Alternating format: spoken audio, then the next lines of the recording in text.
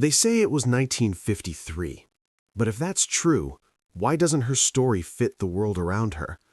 The footage itself feels like something pulled from another time, grainy, unstable, flickering at the edges as if it has aged unevenly.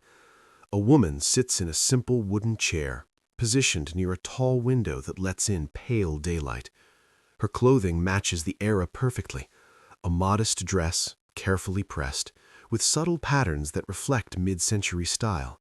Her hair is neatly arranged, not a strand out of place. At first, nothing seems unusual.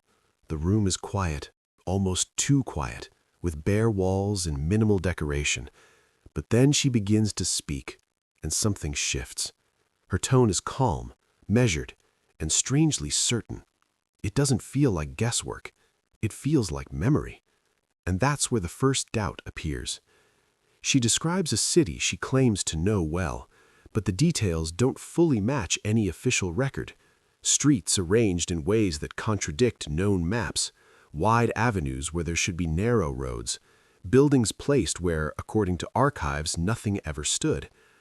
As she speaks, the camera remains still, capturing her face in soft contrast against the light from the window.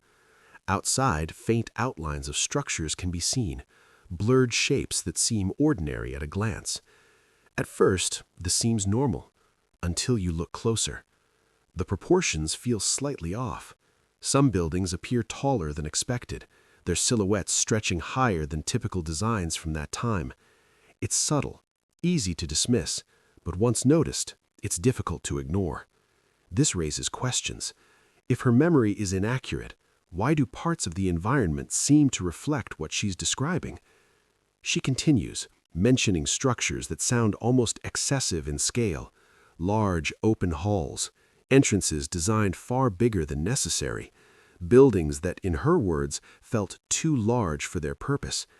The way she explains it is precise, almost architectural, as if she has studied these places closely. Behind her, the window frame divides the skyline into narrow sections, each revealing fragments of the outside world.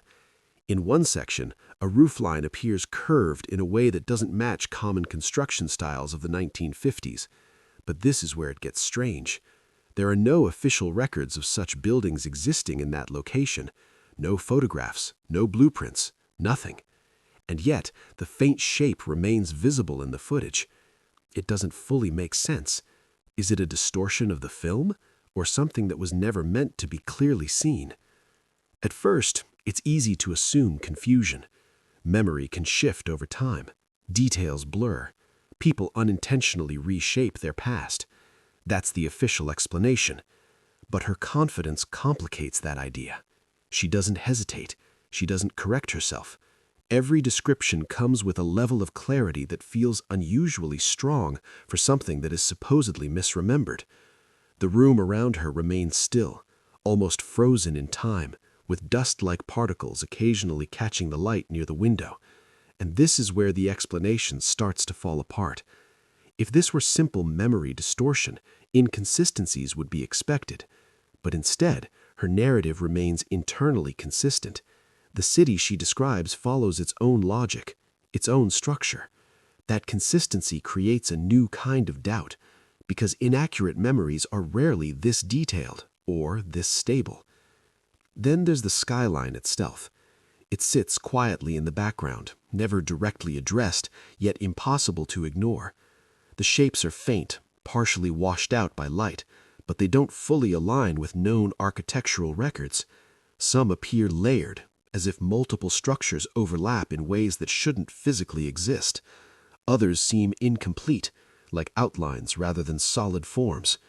At first glance, it could be dismissed as visual noise, artifacts from old film technology. But this is where things don't add up. When the footage is paused and examined frame by frame, certain shapes remain consistent across multiple moments. They don't flicker or disappear like typical film damage. They stay, silent, unexplained. This raises another question. If the background is simply distortion, why does it appear so structured? By the time the interview nears its end, the unease has grown, not because of anything dramatic, but because of the accumulation of small inconsistencies. Her story doesn't break apart, it holds together. The environment behind her doesn't clarify anything, it complicates it further.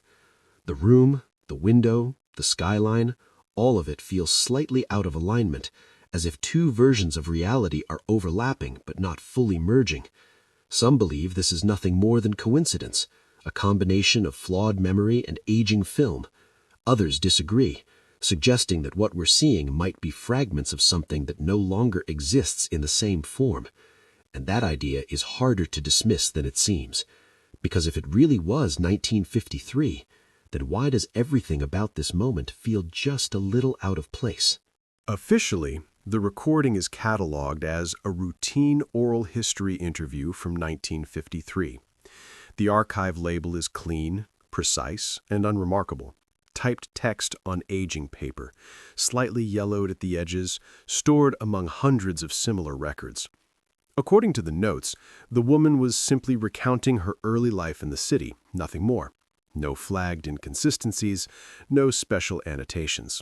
At first, this seems normal, just another preserved memory from a rapidly changing urban landscape. The room in the footage reflects that same simplicity. Plain walls, a wooden chair, soft daylight filtering through a tall window. Everything appears grounded in reality, but there's a quiet contradiction here. If the interview was truly ordinary, why does the content feel anything but? Something about the way her descriptions diverge from the expected narrative begins to introduce doubt, subtle but persistent. Historians who later reviewed the footage offered a straightforward explanation: memory distortion. Over time, details shift. Streets are renamed, buildings are torn down, entire districts are redesigned. A city is never static. Old photographs fade, records go missing, and personal recollections often fill in the gaps incorrectly. This raises questions, but it also provides comfort, a logical framework to explain inconsistencies. In the footage, the faint outline of buildings behind her appears softened by age, their edges blurred as if partially erased by time itself. At first glance, this supports the idea of distortion, but then a problem emerges. Her descriptions are not vague or uncertain, they are specific, measured. She recalls locations, sizes, even structural details with unusual clarity. And this is where the explanation starts to feel incomplete, because distorted memories rarely maintain that level of precision. At first, the idea that cities evolve seems enough.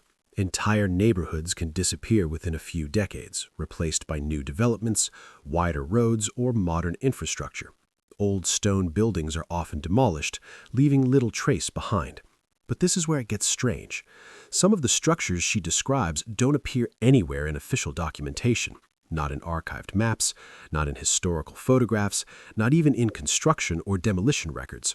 One structure in particular stands out, a massive domed building she claims was located near the city center. She describes it as towering, with wide entrances and a curved roof that reflected light in a way she found memorable.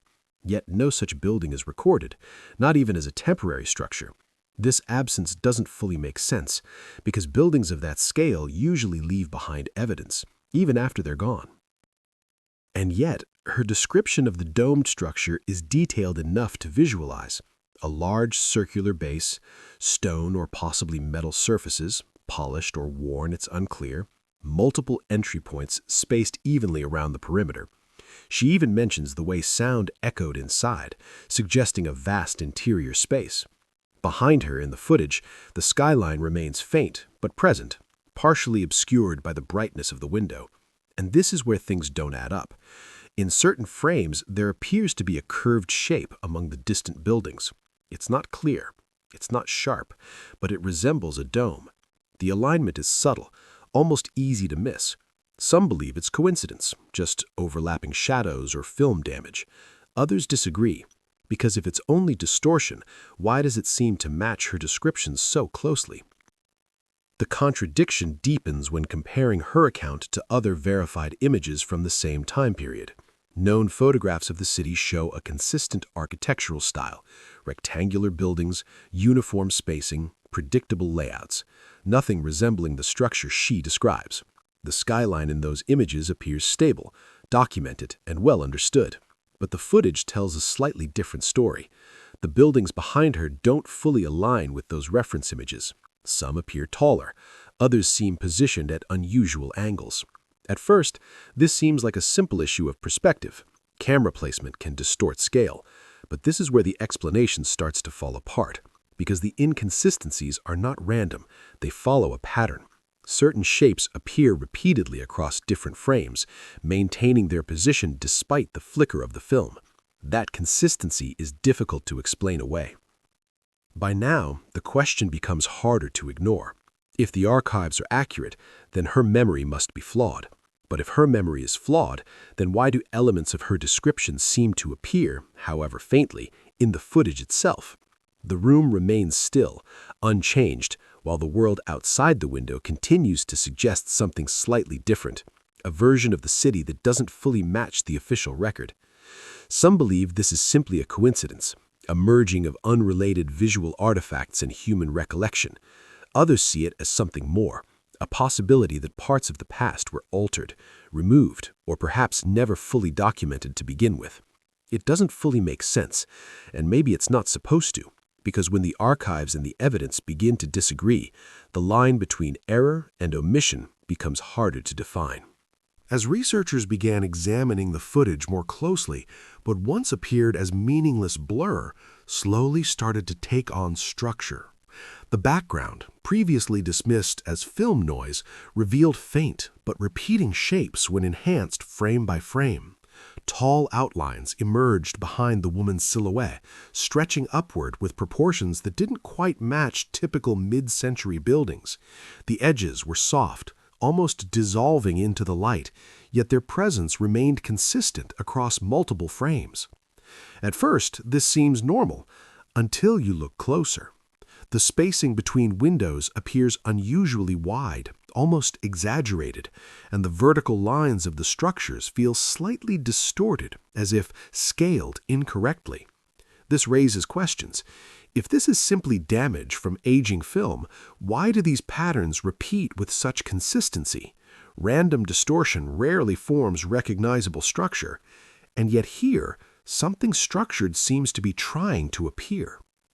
When zooming further into the footage, more details begin to surface, subtle but difficult to ignore. The roof lines of certain buildings appear uneven, with curves and angles that don't align with known architectural styles from the 1950s. Some rooftops seem layered, as if multiple levels are stacked in a way that isn't commonly seen in documented city designs of that era. The light hitting these surfaces creates faint shadows, suggesting depth and dimension rather than flat distortion. But this is where it gets strange. When these shapes are compared with verified photographs from the same time period, they don't match. Known buildings from that era follow more rigid, predictable designs. These do not. The difference is subtle but persistent. It doesn't fully make sense, because if these are real structures, there should be some record of them. And if they're not real, why do they appear so consistent? And then there's the street below, barely visible, partially obscured by glare and the limitations of the camera.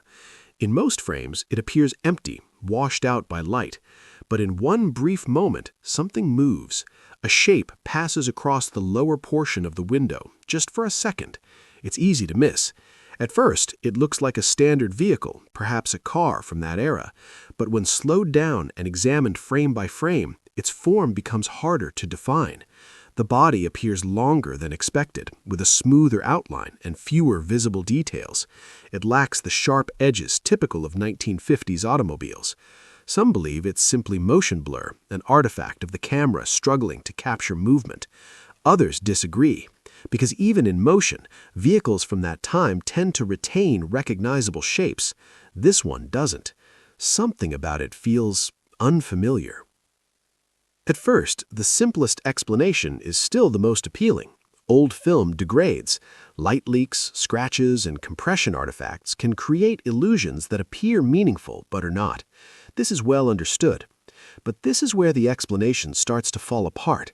When the footage is compared side by side with other recordings from the same year, the differences become clearer. Lighting behaves differently. Shadows fall at slightly unusual angles. Buildings in the background appear taller or more spaced out than they should be when measured against known dimensions. Even the horizon line seems subtly misaligned. These are small inconsistencies, but they accumulate, and once they do, they become difficult to ignore. Because if this is simply film damage, why does it behave so differently from other footage of the same time? Meanwhile, the woman's descriptions continue to align with these visual irregularities in ways that feel more than coincidental. She speaks of corridors beneath the streets, passageways that extended beyond the visible city, connecting structures in ways not reflected in official plans. She mentions upper levels of buildings that were no longer used, spaces that existed above the visible floors but were somehow inaccessible or abandoned. As she speaks, the camera remains steady, capturing the faint outline of the skyline behind her. And this is where things don't add up. There are no official records of such underground systems or hidden upper levels, at least not of the scale she describes.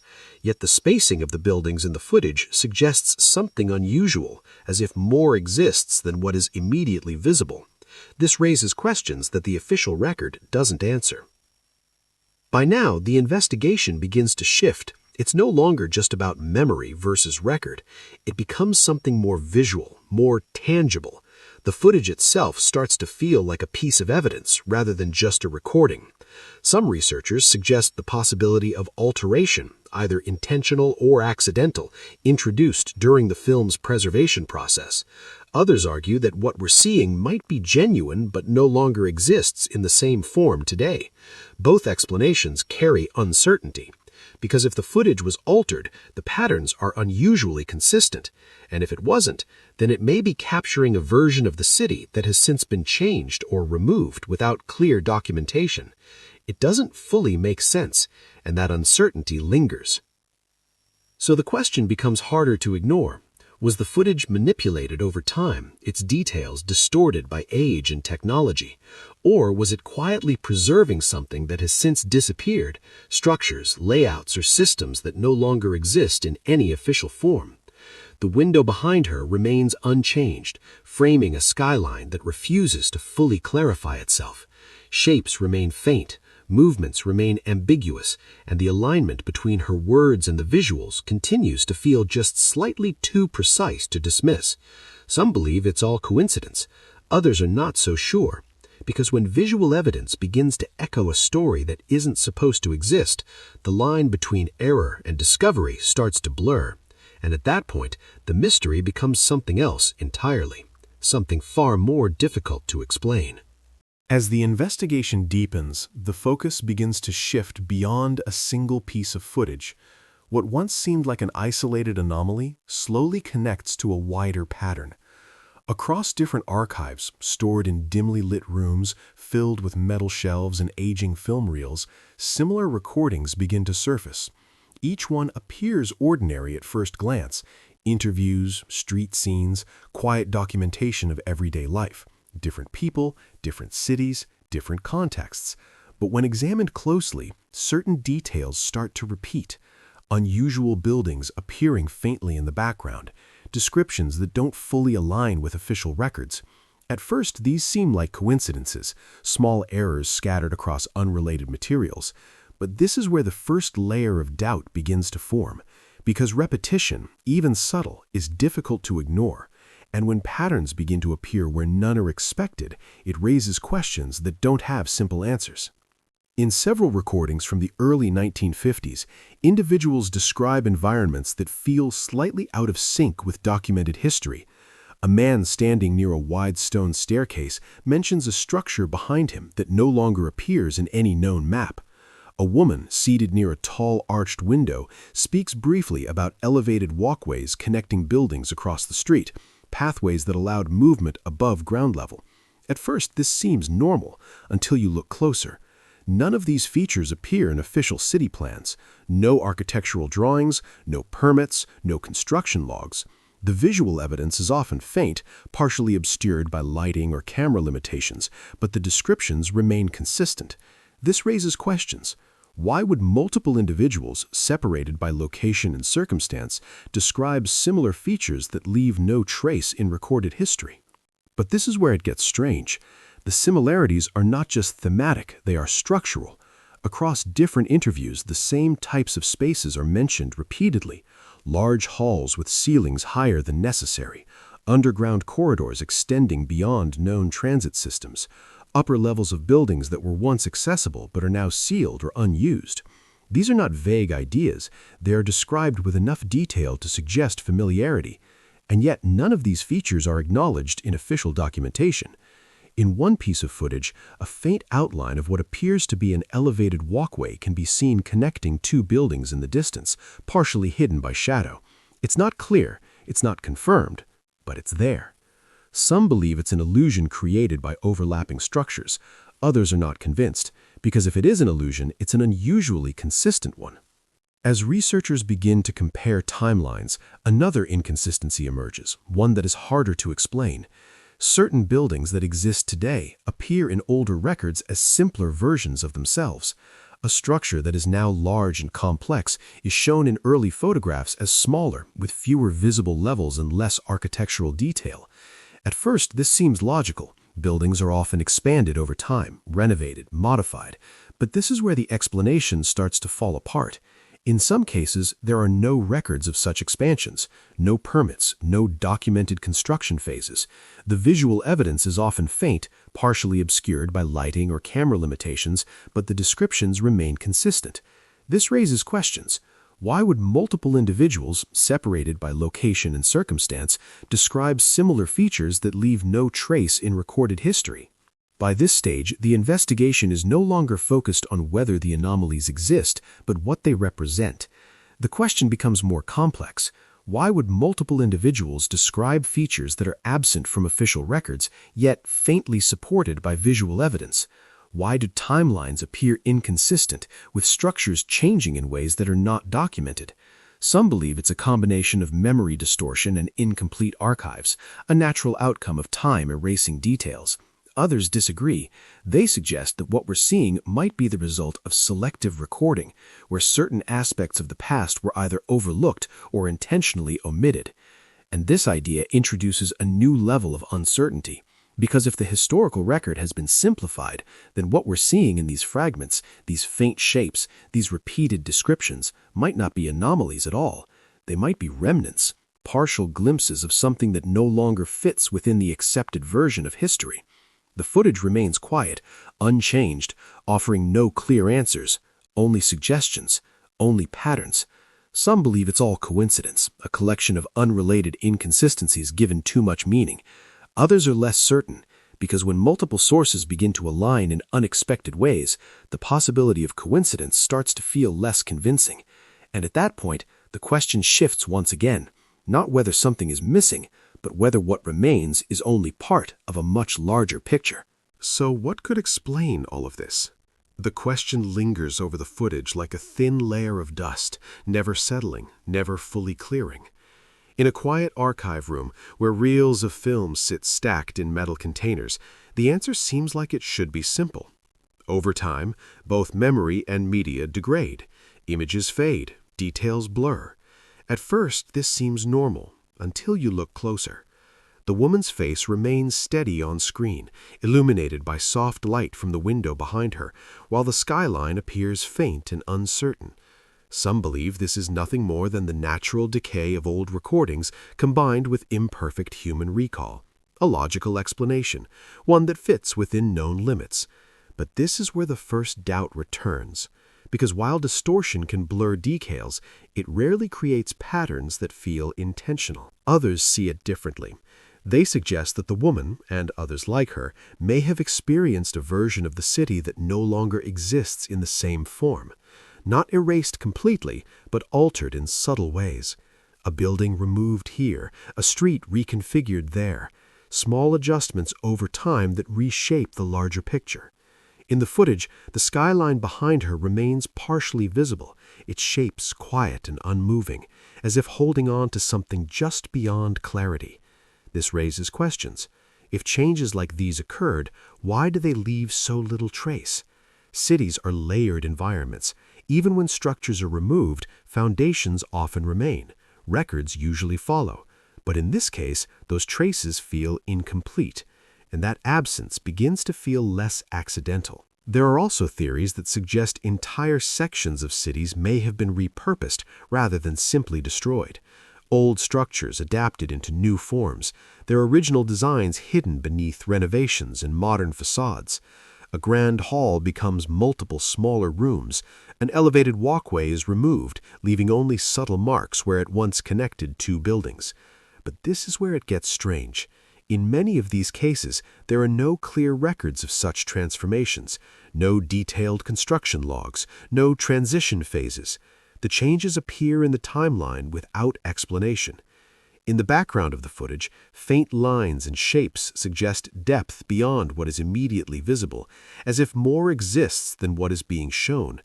It doesn't fully make sense, because large-scale changes rarely happen without leaving behind a documented process. At first, it's easy to return to the simplest explanation: memory distortion, film degradation, a combination of small errors creating the illusion of something larger. But this is where the explanation starts to fall apart. The alignment between her descriptions and the visual anomalies feels too consistent to ignore. She speaks of structures that don't exist in records, yet shapes resembling those structures appear faintly behind her. She describes layouts that contradict official maps, yet the spacing in the footage suggests something unusual. This raises questions that remain unanswered. If both the memory and the footage are unreliable, why do they seem to support each other in subtle ways? That overlap introduces a level of complexity that simple explanations struggle to resolve. And then there's the question of evidence. If something was altered, whether intentionally or unintentionally, why is there so little proof? Why do only a small number of recordings hint at these inconsistencies, while the majority remain consistent with official history? The archive room, filled with silent reels and fading documents, offers no clear direction, just fragments, just partial glimpses. Some believe this suggests coincidence, a natural result of incomplete preservation. Others are less certain, because when inconsistencies appear in patterns, even subtle ones, they begin to feel less random. And this is where the uncertainty deepens, not because there is too much evidence, but because there's just enough to raise doubt without ever confirming anything. In the final moments of the footage, the woman pauses.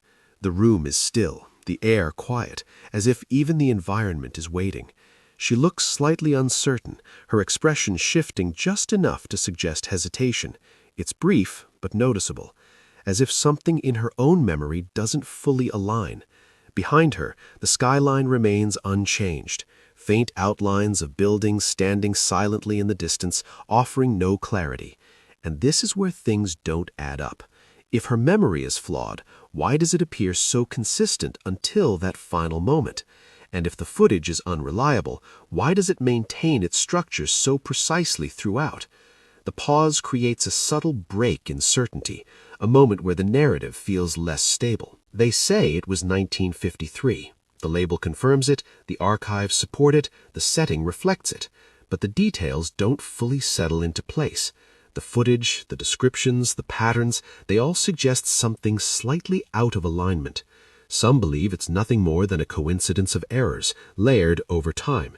Others see it as something more complex, something that challenges how the past is recorded and remembered. The skyline remains still, the shapes unresolved, the answers just out of reach, and the question remains, lingering without resolution. If everything we're seeing is real, then whose version of 1953 are we actually looking at?